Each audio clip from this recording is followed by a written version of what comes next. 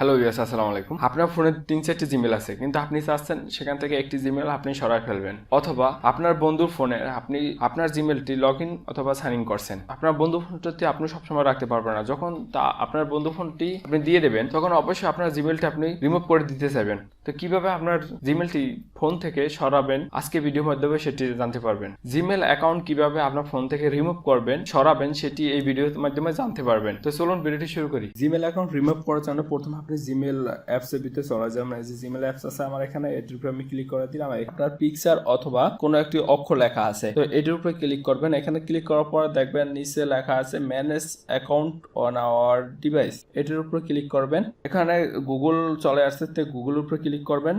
আপনার ডিভাইসে যে কটি জিমেল আছে সবকটি এখানে শো করবে। তো দেখুন আমার এখানে কিন্তু 2টি জিমেল আছে।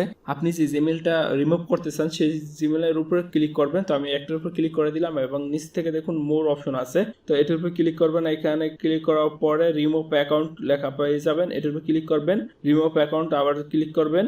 দেখুন আমার একটি জিমেল কিন্তু এখান থেকে চলে গেছে এবং আর একটি আছে। আমার এখানে 2টি জিমেল ছিল, এখন একটি আছে আর একটি নাই।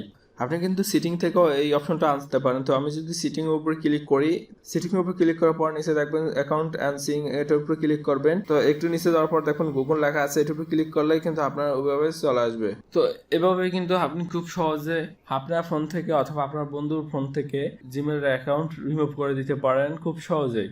ভিডিওটি যদি ভালো লাগে অবশ্যই লাইক করবেন, কমেন্ট করবেন, এবং আপনি যদি আমাদের এই চ্যানেলে নতুন হয়ে থাকেন চ্যানেলটি সাবস্ক্রাইব করে পাশে থাকবেন। আর যদি অলরেডি চ্যানেলটি সাবস্ক্রাইব করে থাকেন, থ্যাংক ইউ সো মাচ। কোন বিষয়ে ভিডিও চান অবশ্যই কমেন্ট করতে ভুলবেন না।